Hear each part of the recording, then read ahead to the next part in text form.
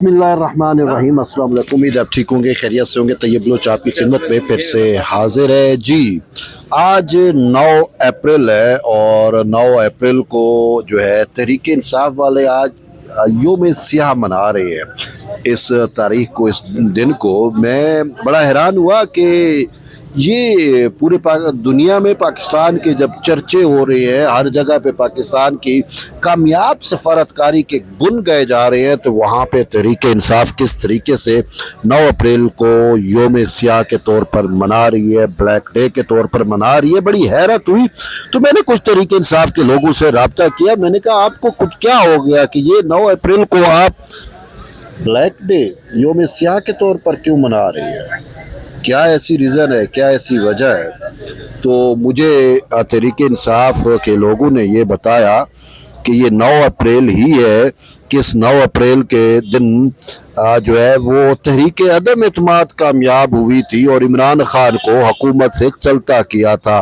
यानी कि पाकिस्तान में पहली दफ़ा एक कॉन्स्टिट्यूशनल हिस्ट्री बनी और उस कॉन्स्टिट्यूशनल हिस्ट्री में first time in the history of the Pakistan के पार्लियामान ने जो है वो किसी वजीर आज़म को कॉन्स्टिट्यूशनली 12 पत्थर बार किया, इक़्तिदार से उठाकर बाहर फेंका और वो मौसूफ थे इमरान खान।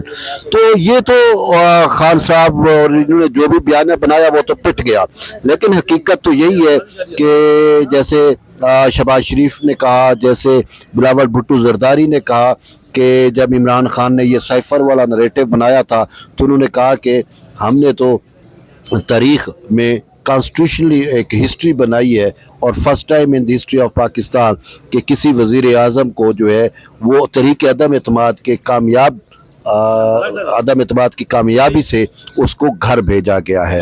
तो इस वजह से ये 9 अप्रैल को योम सियाह शायद मना रहे हैं। ये एक रीज़न और ये एक कारण है, लेकिन इससे जुड़ी हुई एक अहम और डेवलपमेंट्स है। तहरीक इंसाफ का आज रावलपिंडी में जलसा होना था, वो जलसा ख़त्म हो चुका। ख़त्म मीन के कैंसल हो गया था।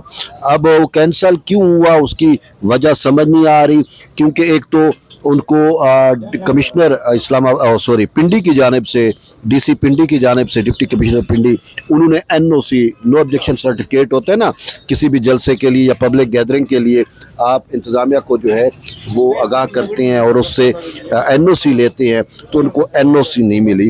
लेकिन मसला एनओसी का नहीं है। सुहेल अफरीदी ने कहा था कि जब हम पेशावर से चलेंगे और जहाँ तक हमें आने देंगे उसके बाद हम वहाँ पे जो है वो धरना दे देंगे। लेकिन कल खबर चली कि बैरिस्टर गोवर ने जो है वो उसने जो है वो जलसा कैंसिल कर दिया। अब रीज़न ये बताई गई कि इमरान खान की हिदायत पर कैंसिल हुआ। तो खान साहब की हिदायत कहाँ से आई, ये एक बड़ा अहम सवाल है। अब कल चूँकि बुध का दिन था और कल सुलेमान सफदर वकील हैं बानी पीटीआई के इमरान खान के, सुलेमान सफदर की कल इमरान खान से मुलाकात हुई और वो मुलाकात क्या थी कि बेसिकली इस्लामाबाद हाई कोर्ट के हुक्म पर उनकी मुलाकात कराई गई। उन्होंने 190 मिलियन पाउंड या जिसको अलकादिर ट्रस्ट केस भी कहा जाता है, उसमें उन्होंने दरखास्तें दायर की हुई हैं मुतअद्दिद। तो उसमें रीज़न ये आ गई थी, नैब ने एतराज़ किया था कि जब मरकज़ी केस को समाअत के लिए मुकर्रर किया जाता है या लगाया जाता है तो फिर ज़मानतों का केस जो है वो नहीं सुना जाता। तो इस पर जो है वो chief justice Islamabad high court ने सुलेमान सफदर को कहा कि आप क्या चाहते हैं कि हम मरकज़ी केस सुने या आपकी ज़मानतों का केस सुने? तो उसने कहा मुझे मेरे मुवक्किल से मुलाकात की इजाज़त दीजिए, मैं बानी पीटीआई इमरान खान, बुशरा बीबी, उनसे मुलाकात करना चाहूँगा, मैं उनसे मिलना है, मुझे वो जो हिदायत देंगे उस हिदायत के तहत ही मैं अदालत को आगाह कर सकता हूँ। तो यूँ इस्लामाबाद हाई कोर्ट के हुक्म पर कल सुलेमान सफदर जो वकील हैं बानी पीटीआई के, उनकी मुलाकात होती है अडियाला जेल के अंदर और 60 मिनट तक ये मुलाकात, यानी ऑलमोस्ट 1 घंटा अडियाला जेल में उनकी ये मुलाकात रही।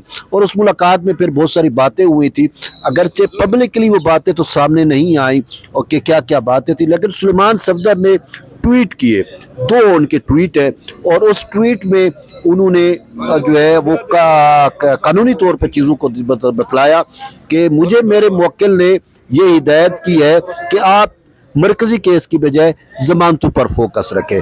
तो यूँ जो अब इस्लामाबाद हाई कोर्ट में समाअत तो आज होनी थी, लेकिन वो चूँकि पाकिस्तान میں اس ٹائم جو ہے وہ ہم ہوسٹ کر رہے ہیں مذاکرات کو خلیجی ممالک مشرق وسطیٰ سے متعلق جو امن پروسیس ہے اس کو ہم میڈیشن بھی کر رہے ہیں، اور اس وجہ سے اسلام آباد پنڈی میں چھٹی ہے، تو اسلام آباد میں آج سماعت نہیں ہو سکی، وہ 2 دن کی چھٹی ہے، تو یوں شاید نیکسٹ ویک اس کی سماعت ہو۔ تو اس میں اب ایک چیز تو واضح ہو گئی کہ مرکزی کیس کی بجائے پی ٹی آئی جو ہے وہ ضمانتوں پر ریلائی کرے گی، ضمانتوں کی اپلیکیشنوں پر۔ ایک ریزن یہ ہے۔ دوسرا، سلمان صفدر نے کہا کہ خان صاحب کی صحت آنکھ ابھی تک ٹھیک نہیں ہوئی، انہوں نے کہا ان کا علاج جاری ہے اور ابھی تک ان کی آنکھ بہتر نہیں ہوئی اور کچھ بہتری ہوئی ہے، یہ ان کے بقول تھا۔ اب یہ وہی سلمان صفدر ہیں جنہوں نے سپریم کورٹ کے حکم پر بانی پی ٹی آئی سے ملاقات کی تھی، اور ملاقات کے بعد انہوں نے جو رپورٹ سبمٹ کرائی، اس رپورٹ کے لب لباب یہ تھا کہ خان صاحب کی 85% بینائی ختم ہو چکی ہے۔ لیکن پھر حکومت نے جب سارے معاملات، حکومت نے اپنی ٹیم بھیجی، چیزیں ہوئی، اور اس میں پی ٹی آئی کے بھی نامینیٹڈ ایک ڈاکٹر موجود تھے، انہوں نے کہا کہ ان کی جو ہے وہ 85% بینائی ٹھیک ہو چکی ہے۔ تو بہرحال انہوں نے اب پھر وہی، چونکہ انہوں نے ضمانت دائر کی ہوئی ہے اور یہ تو خان صاحب کی صحت کو مزید بگاڑ کے پیدا کرے دکھائیں گے، اسی وجہ سے شاید وہ یہ کہنا چاہ رہے ہیں کہ خان صاحب کی جو آنکھ ہے، بینائی ہے، وہ ابھی تک ٹھیک نہیں ہوئی اور اس کی آنکھ میں وہ مسئلہ برقرار ہے۔ پھر یہ کہہ رہے ہیں کہ اس کا ٹریٹمنٹ چل رہا ہے، 2 ہفتوں میں مزید ٹریٹمنٹ ہوگا۔ تو بہرحال اس ساری سچویشن کے اندر جو ہے سلمان صفدر نے ایک چیز جو مین ہے اپنے کیس کو سٹرانگ کرنے کے لیے، کیونکہ انہوں نے جو اسلام آباد ہائی کورٹ میں درخواست دائر کی، اس میں یہی مدعا اختیار کیا کہ بانی پی ٹی آئی کی صحت کے معاملے کو بنیاد بنا کے کہ یہ ان کی ضمانت کا اب اس معاملے پر فٹ کیس بنتا ہے، تو انہوں نے اسی اپنی اپلیکیشن کو سٹرانگ کرنے کے لیے رپورٹ میں پھر سے کہہ دیا کہ اس کی صحت ٹھیک نہیں ہے، اس کی آنکھ کا یہ ایشو ابھی تک جو ہے وہ ٹھیک نہیں ہوا، درست نہیں ہوا۔ تو بہرحال اب دیکھتے ہیں کہ اسلام آباد ہائی کورٹ اس معاملے کو کیسے دیکھے گی۔ تو یہ رپورٹ وہ جمع کرائیں گے اور آئندہ ہفتے اس معاملے پر اہم سماعت ہوگی۔ لیکن پی ٹی آئی جو ہے وہ آج 9 اپریل ہے، اس کو بلیک ڈے کے طور پر منا رہی ہے، جبکہ پاکستان کی عوام اس کو شاید یوم نجات کے طور پر منا رہی ہے، اور وجہ یہ ہے کہ یوم نجات ہی ہے کہ میں آپ سے سوال کرتا ہوں کہ آج پاکستان جو ڈپلومیٹک ہب بن چکا ہے، آج دنیا کی تمام سفارتکاری کی راہیں اسلام آباد سے ہو کر گزر رہی ہیں، اور یہاں پہ ہم ایران اور امریکہ کے وفود کو جو ہے ہوسٹ کر رہے ہیں، تو ایسی صورتحال میں اگر آپ مجھے بتائیں عمران خان ہوتا تو کیا ہوتا؟ شاید ہم آئسولیٹڈ ہوتے، شاید ہمارا جو فون ہے وہ بھی کوئی نہ سنتا، خان صاحب کے دور میں تو کوئی فون تک بھی نہیں سنتا تھا۔ تو اس وجہ سے یہ 9 اپریل پاکستان کے لیے، پاکستان کی عوام کے لیے یوم نجات ثابت ہوا۔ بہرحال آپ اپنا فیڈ بیک ضرور دیں، ملتے ہیں کہ نئی ویڈیو میں، تب تک اجازت دیں، اللہ حافظ۔